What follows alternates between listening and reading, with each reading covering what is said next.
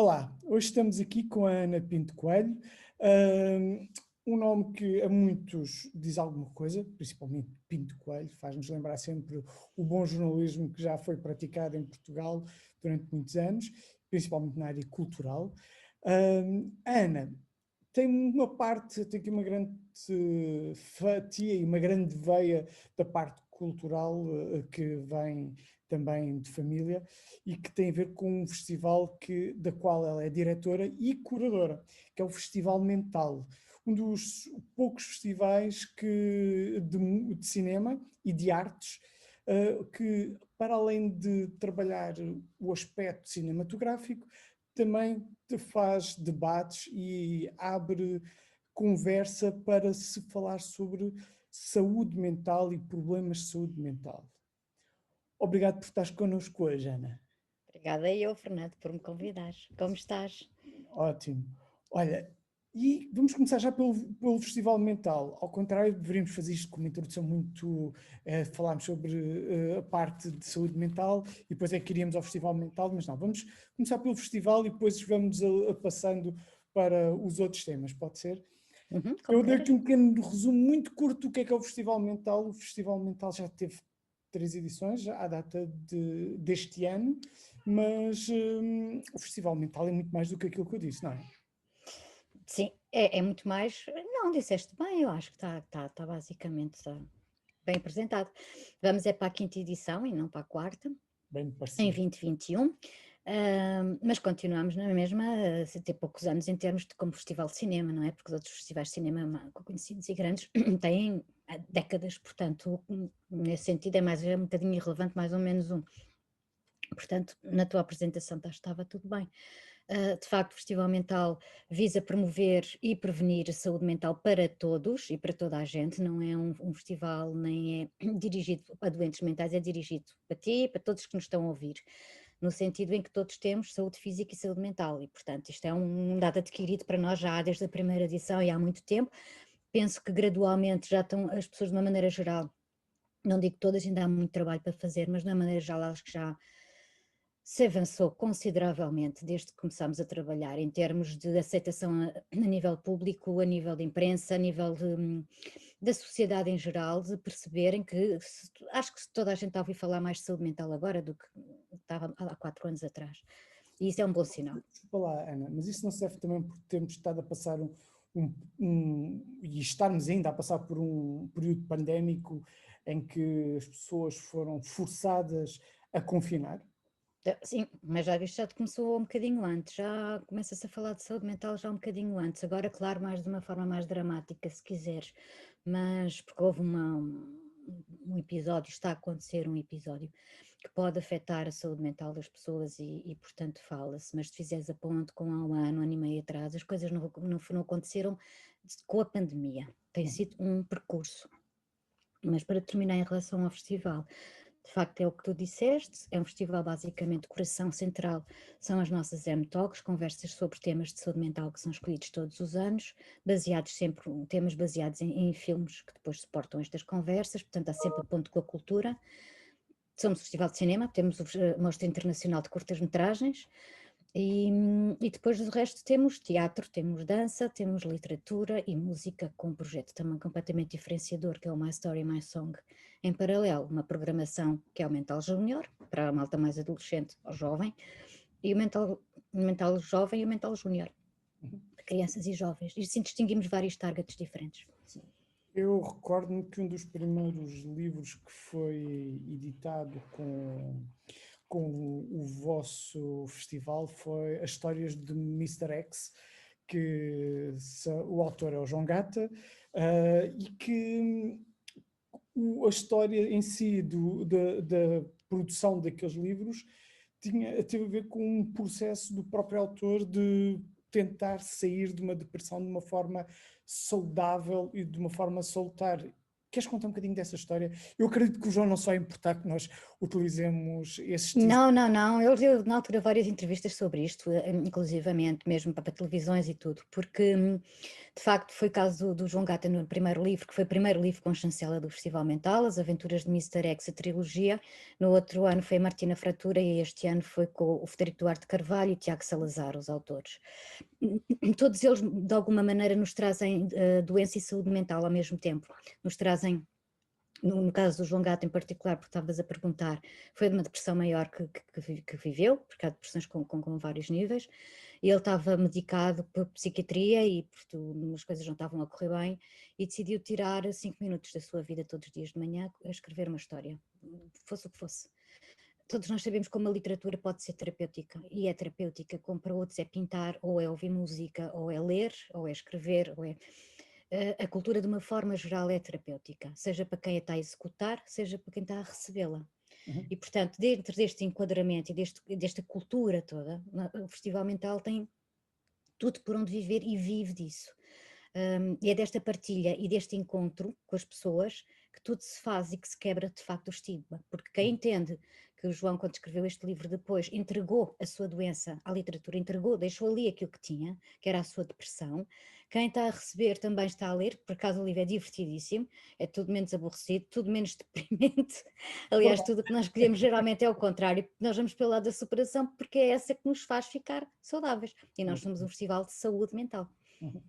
E uma das coisas que dá para depreender do que acabaste de dizer, e corrijo-me se eu estiver errado, é que manter a nossa sanidade não custa assim tanto tempo e nem custa assim tanto dinheiro, porque, como disseste, pode ser uma folha em branco, que, como no caso do João, tirou 5 minutos por dia e só escrevia durante aqueles 5 minutos, aquele conto, e não passava nem mais um segundo.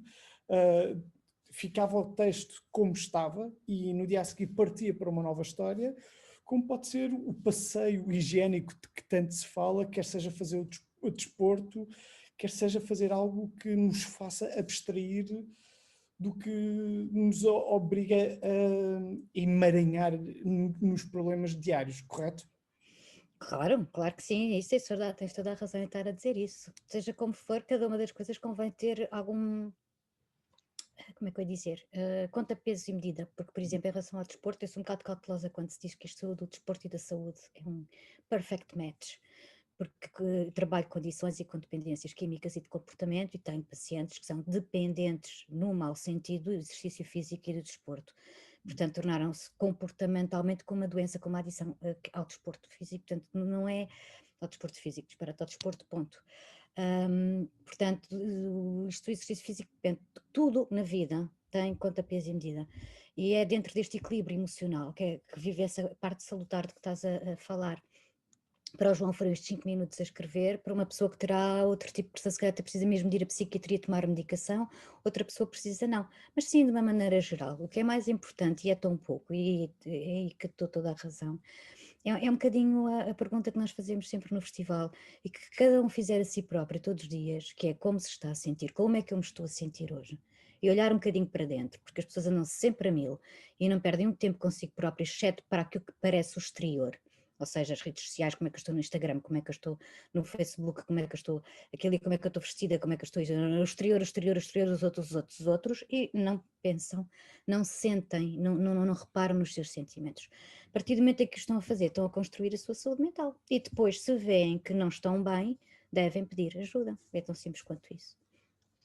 Engraçado teres falado das redes sociais, porque cada vez mais vemos uma quantidade de comentários e uma quantidade de séries e filmes a falar sobre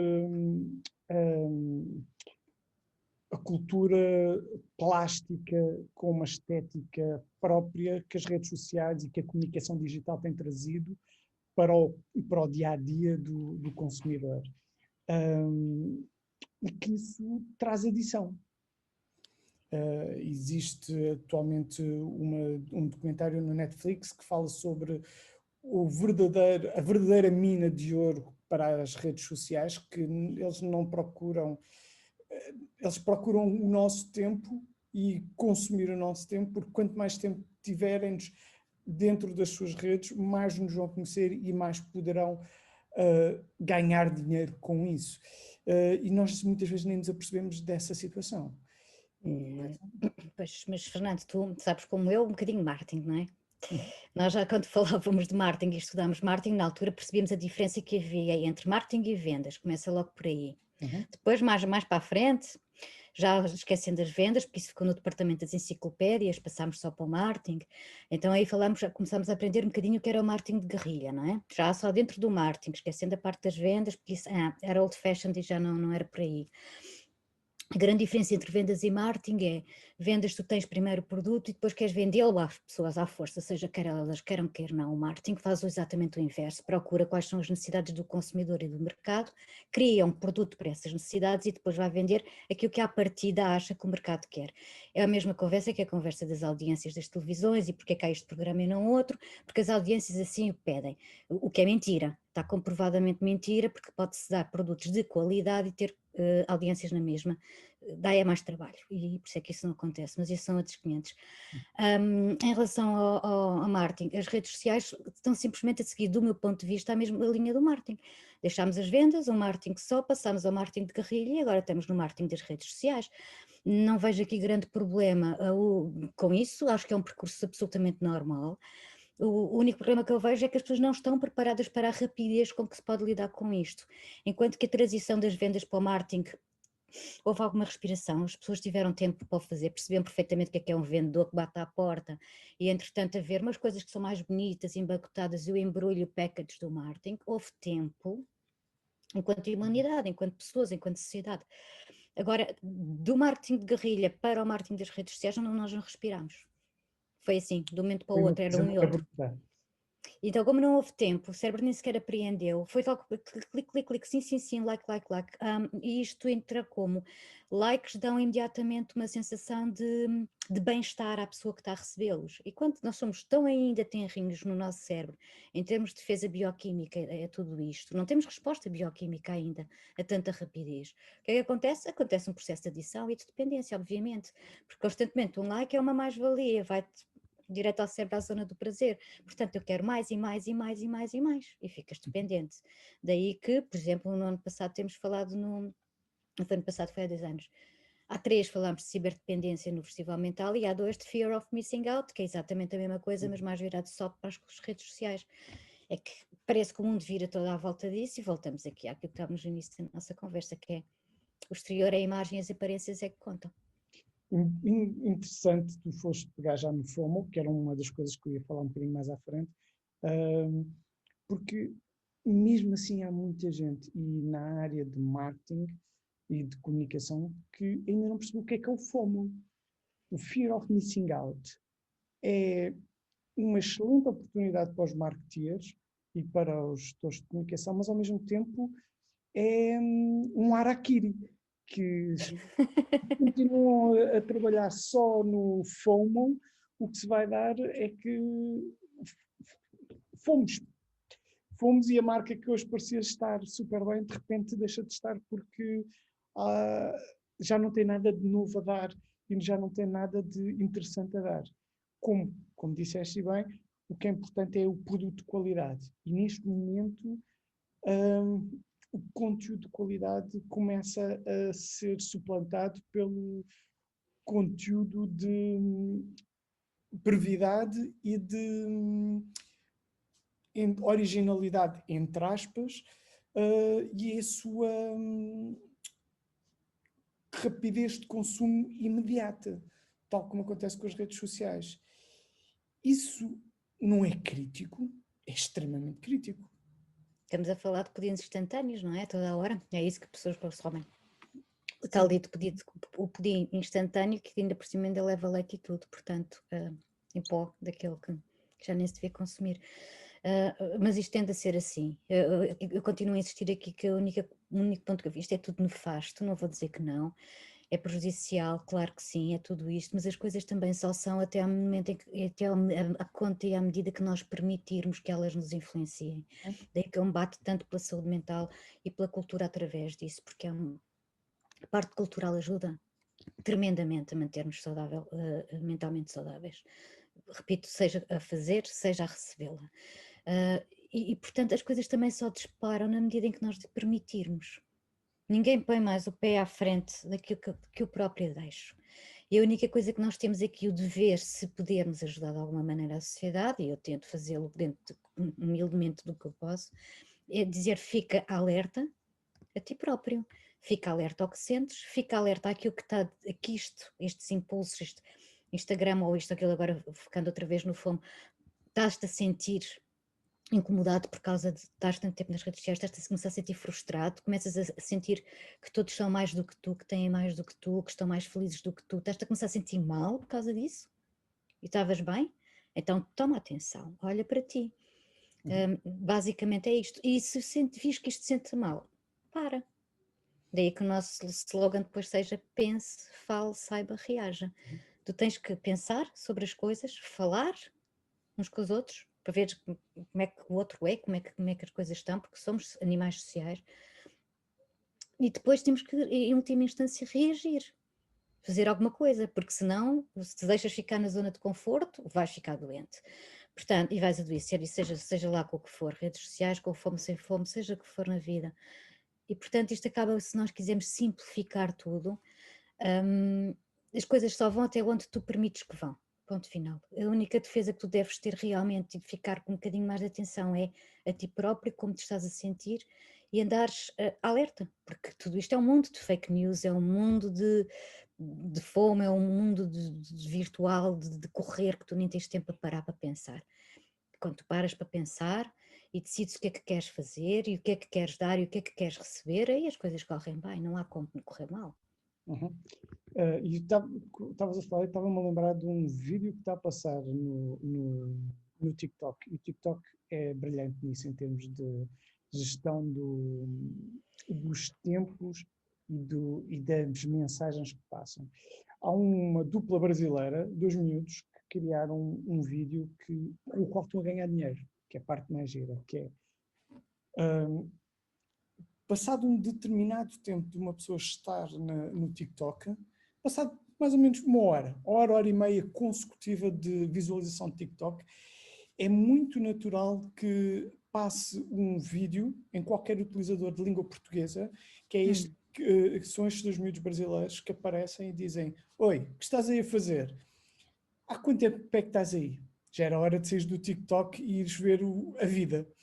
E faz uma pausa do telemóvel. Dizem isto e é um dos vídeos com mais visualizações na língua portuguesa no TikTok. Ou seja, eles, de uma forma subversiva, estão a ganhar dinheiro com Estão a ganhar dinheiro e a manter ainda mais saem pelo oposto. pelo oposto. Isso é interessante, haver esta inteligência também das pessoas, ou seja, isto vai corroborar completamente o que tu acabaste de dizer, que é importante nós sabermos ter o nosso tempo, podemos até ver, mas Parar. Isso foi a deixarmos parte boa da de pandemia. ver, não é? Isso é giro. Agora, há um ponto que é muito crítico e que a pandemia trouxe e tem realçado mais, que é a saúde mental nas organizações. Uhum. A saúde mental nas organizações está bem? Eu acho que não, é impossível estar. As pessoas não sabem o que é que vai ser o seu futuro. Normalmente nunca ninguém sabe o que é o seu futuro. Quanto mais num momento instável como este, sobretudo quem tem famílias, não é? É impossível. As próprias empresas e quem as tem, tirando as grandes indústrias, não é? Aquelas que andam a destruir o planeta todo, essas aí devem-se manter, não é? Destruída à força. Mas todas as outras, as que são honestas, as que trabalham, as que têm gente a depender de si, famílias inteiras e tudo, estão gravemente preocupadas e claro que isso pode trazer problemas de saúde mental, pode trazer excesso de trabalho com o teletrabalho, entrarem em burnout, Eu tenho o maior dos respeitos por tudo o que está a acontecer e com estas pessoas, e com os próprios empresários, os pequenos e médios, não é? Os locais, aqueles que interessam, aquilo que realmente importa como estrutura social e como humanidade. A coisa não está fácil.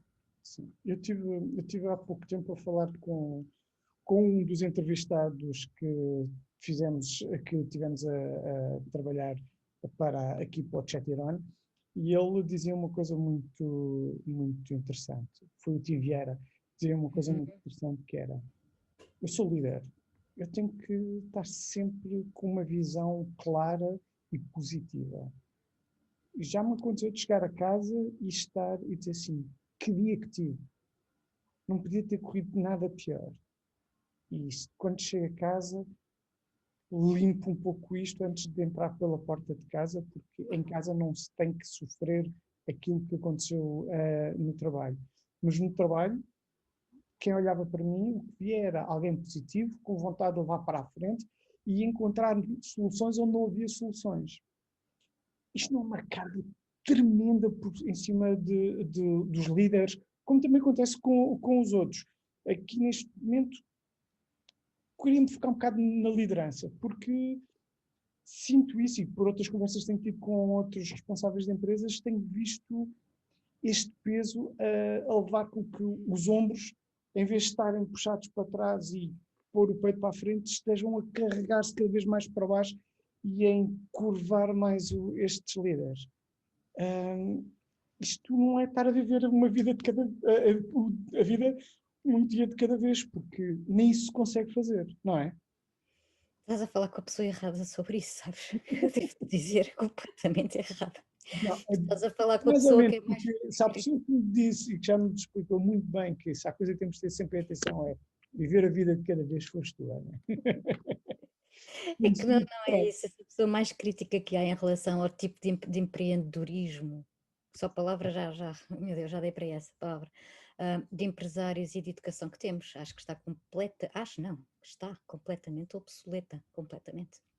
Mas olha que não és a É, única a pensar nisso. E o próprio Tim diz isso. Quando se fala com ele. Ele, quando for para o ar, o dele vai. Eu mando uma mensagem. avisa, está bem, está bem. Quanto ao estar bem ou estar mal, eu sou completamente partidária do outra vez como tu estás a sentir, e qualquer coisa que tu estejas a sentir é ok. Se vais para casa e estás mal, epá, então se tu em casa não podes estar mal, onde é que vais poder estar mal? Claro Mas que podes estar mal e penso que deves isso estar. traz para a família. Porque depois isso também Ajudam. pode ter. A outra pessoa sente-se mais confortável quando está mal também a partilhar contigo que está mal. E assim os dois apoiam-se, e assim é que deve ser. Olha, hoje o meu dia foi mal. É ok não estar ok. Completamente. Em qualquer lado. Desde que não passe a ser grosso, indelicado, ou que vais magoar os outros, ou qualquer coisa, que não passes os teus limites, é pá, tens todo o direito de não estar ok todos os dias, não és nenhum robô, como acabaste de dizer há pouco. Se isto é em casa, então é completamente terreno que eu acho que nem se devia discutir. E não, não é trazer os problemas de trabalho para casa. Qual é o problema? Trazer os problemas de trabalho para casa. Se estás com problemas, se não é em casa que vais ter apoio que podes resolver, meu Deus, estamos a falar que então não entendo. Já no trabalho, claro que sim, tens que manter a tua máscara, a tua postura, tens que ser profissional, tens que ser responsável, tens que. Uhum. Porque o teu patrão ou patroa, que é a tua empresa, está obsoleta neste momento. Mas há muito esse peso a Claro, acontecer, não é? claro que é. Para isso deveria tudo acabar e ser tudo redefinido de outra forma. Começa logo nas escolas e com a educação, Uhum. termina nas empresas. Do meu ponto de vista, se eu pudesse reformular, eu sabia exatamente o que fazer. Tinha muita coisa para fazer, mas sabia o que fazer em todos estes campos. Era preciso Boa. era haver vontade política e haver as pessoas disponíveis para isso, mas Oh, te Ana, garanto que muita gente não ia gostar. Ana, eu sei que se calhar iria demorar muito tempo, mas eu vou dar 2 minutos para dizeres o que é que farias.